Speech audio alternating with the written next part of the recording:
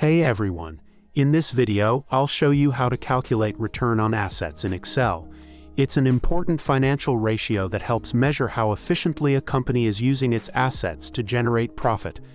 To calculate return on assets, we divide net income by total assets,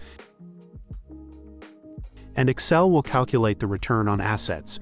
Now click on the cell and drag the fill handle down to apply the formula to the other rows.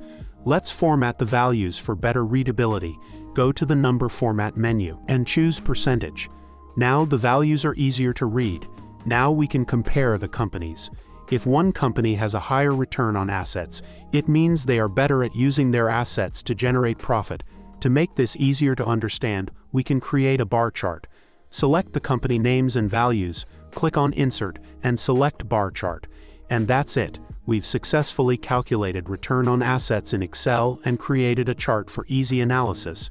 If you found this video helpful, don't forget to like, subscribe, and comment below on what financial ratios you'd like to see next.